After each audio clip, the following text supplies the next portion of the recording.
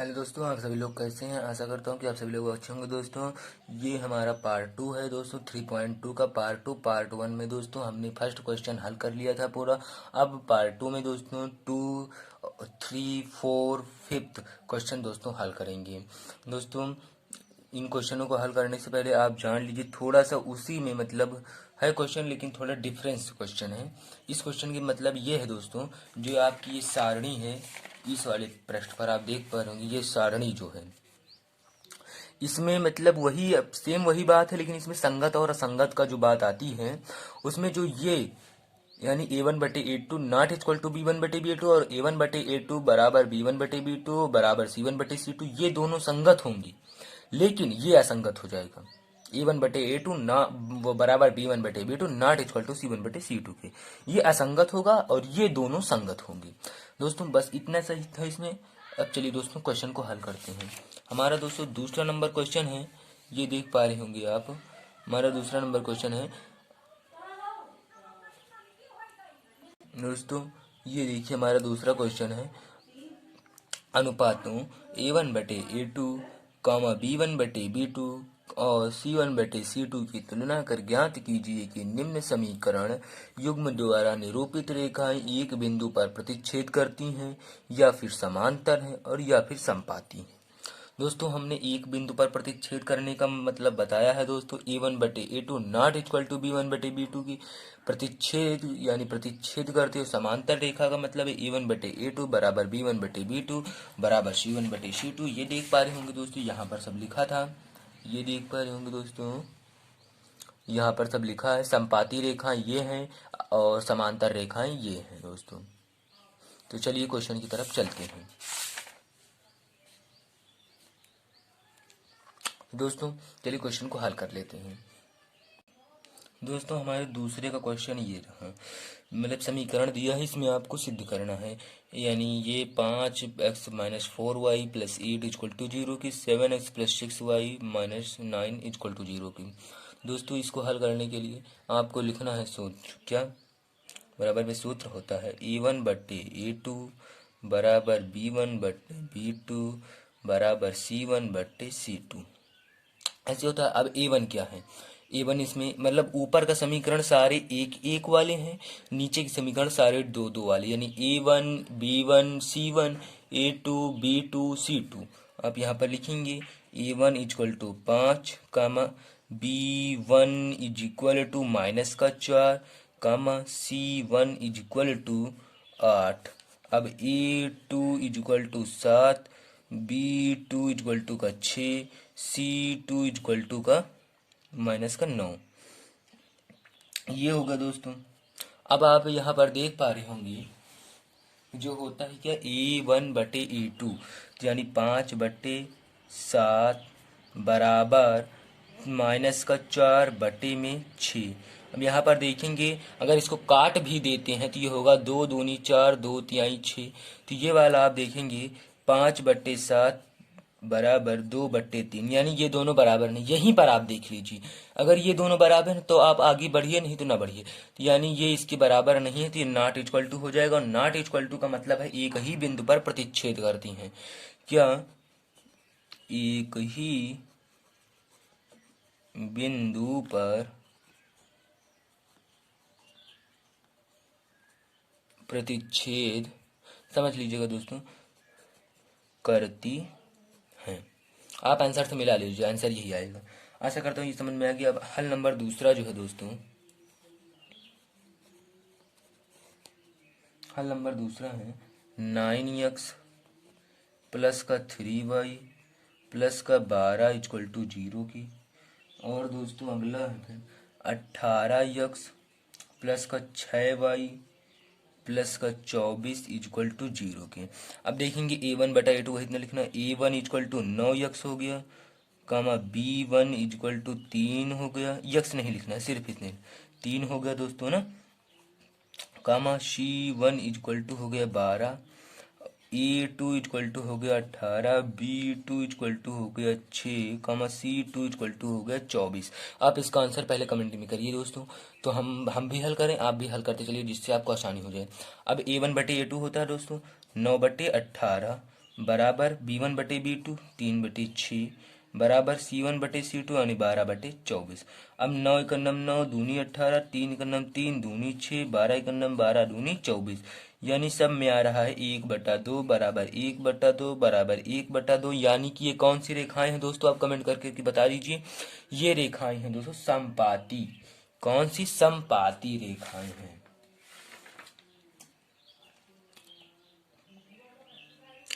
समपाती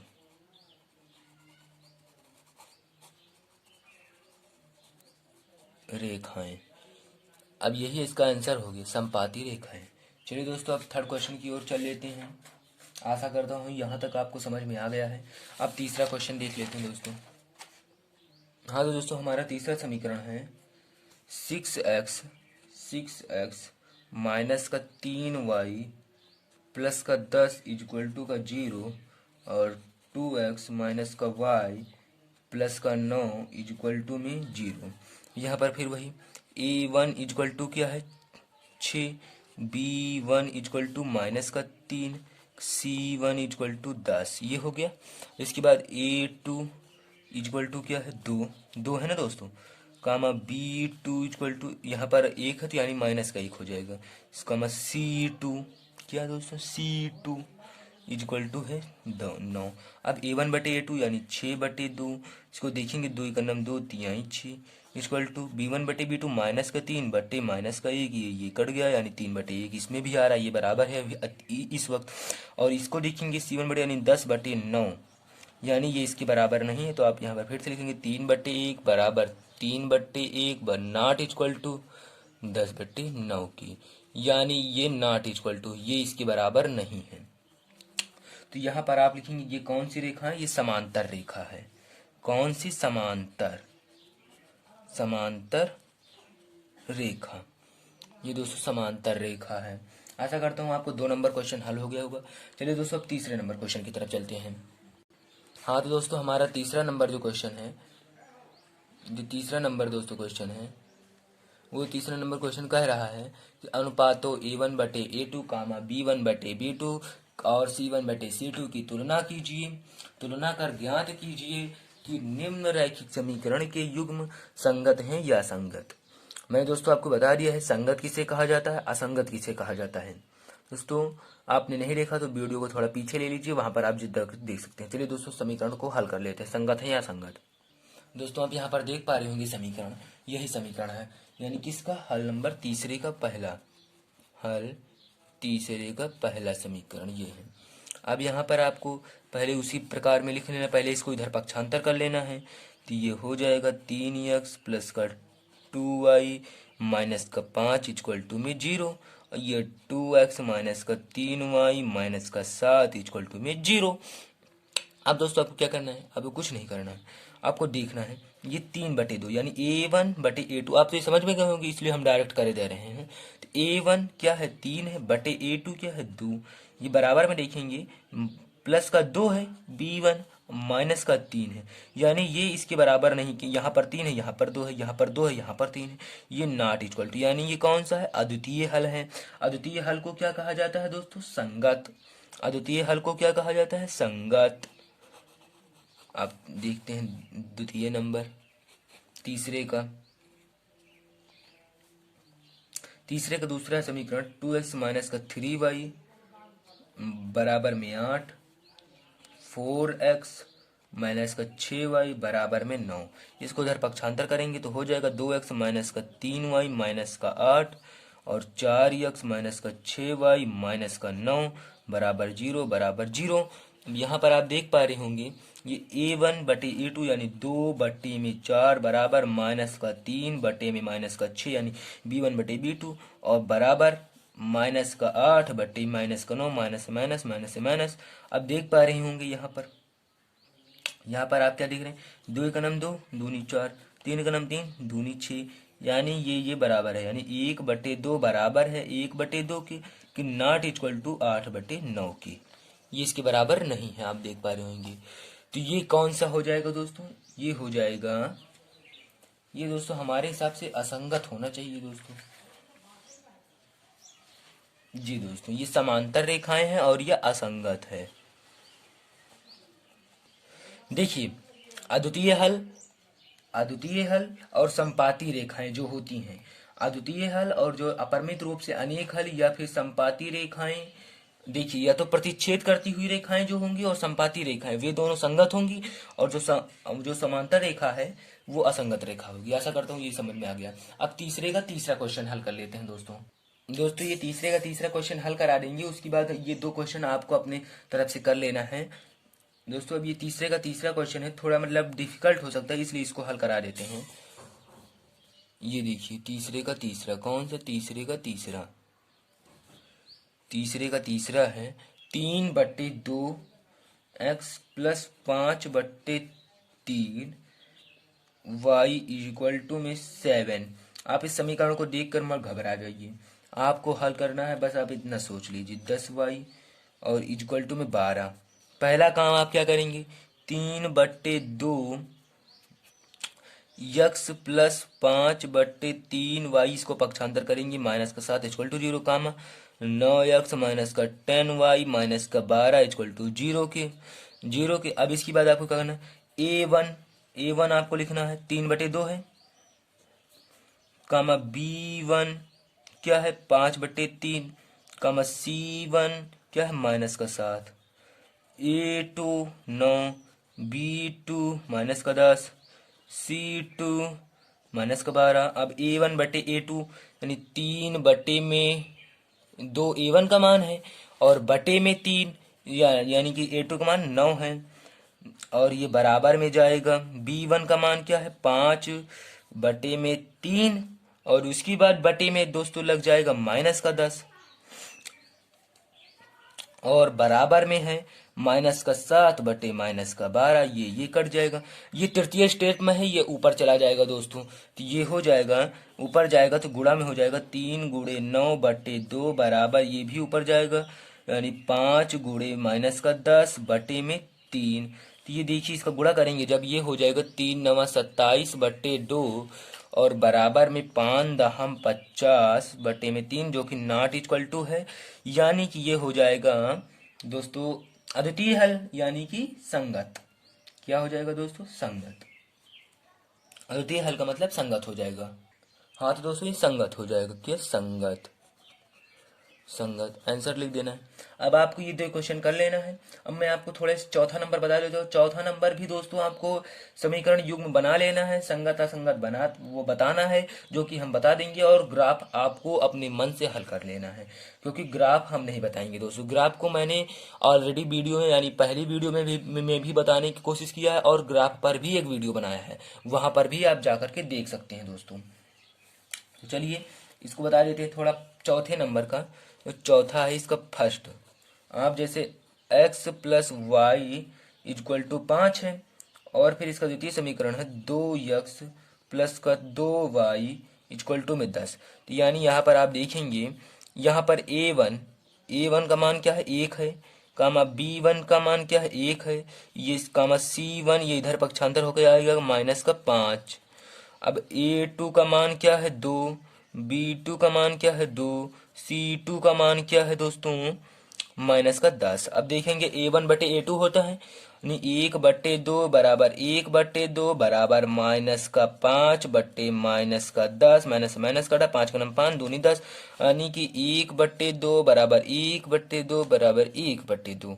दोस्तों ये कौन सा रेखा हो जाएगी, ये दोस्तों हो जाएगी आपकी, इसको कहा जाता है दोस्तों संपाती रेखा, और संपाती रेखा ही संगत होता है, संपाती रेखा ही संगत हो जाता है। आपको इतना कर देना है, इसको लिखना है। अब उसकी बात दोस्तों मैं आपको ग्राफ थोड़ा सा मतलब ग्राफ बता दूंगा, और ग्राफ अपने आप से बनाना है। ये जो आपका समीकरण है, मान लीजिए फर्स्ट समीकरण से x plus Y equal to 5 है। अगर आपको ऐसे मतलब यहाँ पर लिखना है दोस्तों, सॉरी यहाँ पर थोड़ा सा नहीं जगह नहीं है, यहाँ पर देखिए x plus Y equal to 5 है, ये इतना हो गया। अब आपको यहाँ पर एक मतलब ऐसे बना लेना है समीकरण फर्स्ट का बॉक्स, ऐसा बॉक्स बना लेने से आपको ही कठिनाई नहीं होगी। यहाँ पर x लिखना है, यहाँ पर y। अगर दोस्तों इसमें अगर x का मान 0 लेंगे आप, एक्स का मान 0 तो ये 0 हो जाएगा, ये 5 आ जाएगा। अब दोस्तों अगर y का मान 0 ले लेंगे तो x का मान 5 आएगा। ये बन गया, फर्स्ट का बॉक्स बन गया, यानी ये फर्स्ट का बॉक्स बन चुका है। अब इसी को आपको लेना क्या है, दूसरा समीकरण में देख लेते हैं। 2x प्लस का 2y इक्वल टू में 10। अगर इसमें हम 2 से भाग दे दें तो ये हो जाएगा x plus Y equal to 5। ये भी उतना हो जाएगा ना दोस्तों। अब इसमें आपको क्या करना है, आपको वही कार्य करना है। मान लीजिए इसमें दूसरा ले लेते हैं ना। तो यक्स का मान 1 लेने पर जब आप ऐसे एक बॉक्स बना लीजिए, यहाँ पर एक बॉक्स बना लीजिए आप, ये बॉक्स बन गया आपका।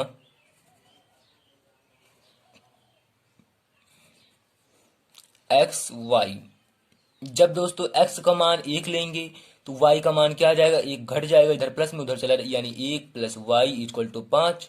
वाई इक्वल टू 5 माइनस 4 का मान 4 आ जाएगा। तो यानी x का मान 1 लिया तो y का मान 4 आया।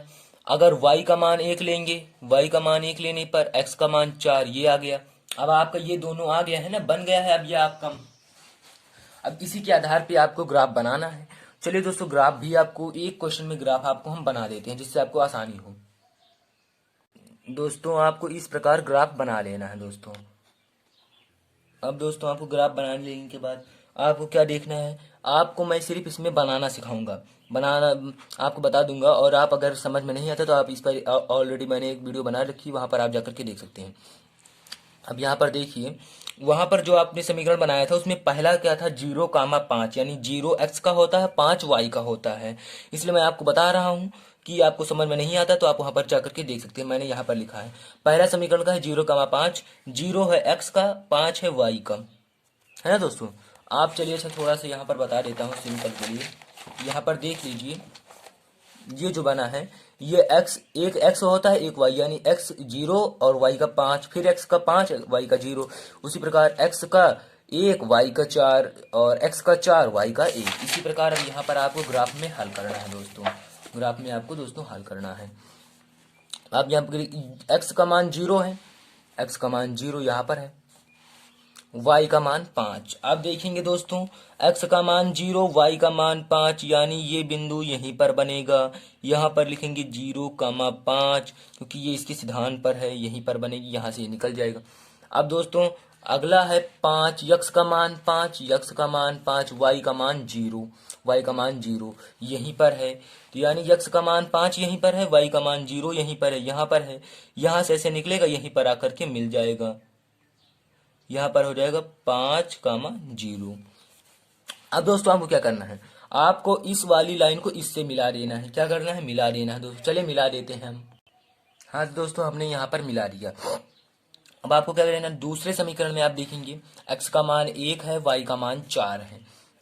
x का मान 1, y का मान 4 दोस्तों आप यहाँ पर देख पा रहेंगे, x का मान 1, y का मान 4। अब आपको क्या करना है, इसी की सीध में ले जाकर के यहाँ पर एक बिंदु लगाना है। ये या मतलब ये यहाँ से ऐसे ऐसे ऐसे ऐसे जाएगी, ये यहाँ से ऐसे ऐसे यहाँ पर मिल जाएगी। यहाँ पर क्या लिखना है, 1,4, 1,4 आपको लिख देना है। अब उसकी बाद पुनः आप देखेंगे, x का मान 4 है, y का मान 1 है, यानी x का मान 4 ये रहा, y का मान 1 ये रहा, यानी ये ऐसे ऐसे ऐसे ऐसे ऐसे ऐसे ऐसे निकलेगी और ये यहाँ पर आकर के ऐसे एक, ये हो जाएगा 4,1, ये बिंदु यहाँ पर मिलेगा। आप देख पा रहे होंगे ये बिंदु यहाँ पर मिलेगा। आशा करता हूँ आपको इतनी बात समझ में आ गई है। अब दोस्तों आपको क्या करना है, आपको इन दोनों बिंदुओं को एक लाइन में मिलाना है। एक लाइन में आपको मिलाना है। आप कैसे मिलाएंगे दोस्तों, आप अगर यहां से मिलाते हैं तो ये दोनों बिंदु ऐसे ही निकल जाएंगे ना दोस्तों। तो आपको दोस्तों ऐसा मिलाना है कि ये कहीं पर प्रतिच्छेद करे जिससे आपका आंसर आए। और अगर दोस्तों आप यहाँ पर देखेंगे, ये थोड़ा सा जो हमारा था ये थोड़ा मिस्टेक होगा, ये यहाँ पर नहीं, ये यहाँ पर बनेगा। कहाँ पर, यहाँ पर ये बिंदु बनेगा। मतलब मैंने एक वो मतलब मेरा मतलब है कि मैंने अपने हाथ से इसको बनाया, इसलिए थोड़ा सा मिस्टेक हो गया, ये लाइन थोड़ी टेढ़ी हो गई है, इसलिए ये यहाँ पर बनेगा ये बिंदु। और उसके बाद आपको इन दोनों बिंदुओं को मिलाना है, तो आप ऐसे पटरी रखेंगे दोस्तों। पटरी की सहायता से एक मतलब सीध ले करके दोस्तों आपको इस बिंदु को काटते हुए, यानी तीनों बिंदु को एक साथ मिलाना है। यहाँ पर दोस्तों आप देख पा रहेंगे, इसने इस बिंदु को काटा, इस बिंदु को काटा और यहाँ से निकल गए, यानी आपका आंसर जो होगा ग्राफ का वो 5,0 होगा। दोस्तों ग्राफ का आंसर सभी का अलग अलग आता है। अगर आपको इस वीडियो में समझ में नहीं आया तो आप, मैंने इस पर एक ऑलरेडी वीडियो बना रखी है, आप वहाँ पर जाकर के देख सकते हैं दोस्तों। तो दोस्तों इसी के साथ मैं इस क्वेश्चन को खत्म कर देता हूं दोस्तों, जिससे आप 4th नंबर क्वेश्चन आप अपने हिसाब से कर सकते हैं दोस्तों। मैंने आपको समपाटी, संगत, असंगत, अद्वितीय हल, ग्राफीय विधि सब मैंने आपको बता रखा, आप ऐसे कर सकते हैं। कोशिश कीजिए दोस्तों, अगर आप नहीं कर पाते हैं तो हम आपको बताएंगे दोस्तों। तो दोस्तों अब हम चलते हैं 5th क्वेश्चन की ओर। दोस्तों 5th क्वेश्चन का मतलब है, कह रहा है एक आयताकार बाग जिसकी लंबाई चौड़ाई से 4 मीटर अधिक है, इसका अर्ध परिमाप 36 है, बाग की विमाएं ज्ञात कीजिए दोस्तों। इसकी विमाएं ज्ञात करनी है। तो दोस्तों चौथा नंबर, जो 5वां नंबर है, उसको हल करने के लिए आपको लिखना है हल। आपको लिखना है माना लंबाई बराबर y और चौड़ाई बराबर x हो गया। अब आप यहाँ लिखेंगे प्रथम शर्त से। प्रथम शर्त से क्या कहता है, एक आयताकार बाग की लंबाई से चौड़ाई 4 मीटर अधिक है, इसका अर्ध परिमाप, यानी इन दोनों का अर्ध परिमाप क्या है, x plus Y is equal to का अर्ध परिमाप है 36। ये हो गया फर्स्ट समीकरण। आप सेकेंड समीकरण आप जब देखेंगे, यानी यहाँ पर आपको लिखना है द्वितीय शर्त से। कह रहा है देखिए, बाग की जो लंबाई है, यानी जो लंबाई है वो चौड़ाई से 4 मीटर अधिक है। दोस्तों ये यहाँ पर कह रहा है कि जो बाग की लंबाई है, यानी बाग की लंबाई क्या है दोस्तों, y है, वो जो है वो चौड़ाई से 4 मीटर अधिक है। ये जो है, जो लंबाई है वो चौड़ाई से 4 मीटर अधिक है। तो यहाँ पर आपको लिखना है y is equal to 4 metre अधिक है, यानी ये 4 मीटर अधिक है, तो इसको भी इसके बराबर लाने के लिए 4 मीटर करना पड़ेगा, यानी x प्लस 4 करना पड़ेगा। अब इसको इधर लाएंगे, ये माइनस में आ जाएगा, माइनस का x प्लस का y इज इक्वल टू 4। इसमें माइनस से अगर गुणा कर देंगे, क्या का माइनस से गुणा, तो ये हो जाएगा दोस्तों, ये माइनस प्लस में x हो जाएगा, और ये माइनस और minus plus minus minus is equal to 4। ये द्वितीय समीकरण बन गया आपका। इसके बाद हल कर लेते हैं इसको विलोपन विधि से। आशा करता हूँ आपको विलोपन विधि आती होगी, हमने बताया है दोस्तों। x plus Y is equal to 36, x minus Y is equal to 4। हमने बताया जब असमान चिन्ह होते हैं तो यहाँ पर जोड़ने पर होता है, और जोड़ने पर कोई चिन्ह नहीं बदलते हैं। ये कट गया, ये हो जाएगा 2x इज इक्वल टू 36 और 40, तो x इज इक्वल टू 20 आ जाएगा। ये बटा में चला जाएगा, 2 बिसाम में 20 हो जाएगा, नहीं देख लीजिए, 40/2 दूनी 4, ये 0 उतर जाएगा, तो यानी x इज इक्वल टू आ जाएगा 20। अब x का मान समीकरण फर्स्ट में रख दें, x का मान समीकरण फर्स्ट में, तो यानी 20 प्लस का y इज इक्वल टू में 36, तो ये y is equal to 36 minus 20, y is equal to 20 10 30 और 6 36 यानी 16। यानी कि आपने जो जो माना था उसी हिसाब से लग सकते हैं। लंबाई यानी y को आपने लंबाई माना था, यानी y आया है 16, यानी लंबाई 16 चौड़ाई 20, लंबाई 16 दोस्तों और चौड़ाई 20। आशा करता हूं दोस्तों आपको ये वीडियो लेक्चर समझ में आया होगा। दोस्तों समझ में आया दोस्तों प्लीज लाइक कर दीजिए, और पसंद आया तो कमेंट भी करिए एक प्यारा सा दोस्तों, आपको कैसा लगा दोस्तों, और इसको अपने दोस्तों में शेयर कर दीजिए। तो दोस्तों आज के लिए बस इतना ही, धन्यवाद दोस्तों।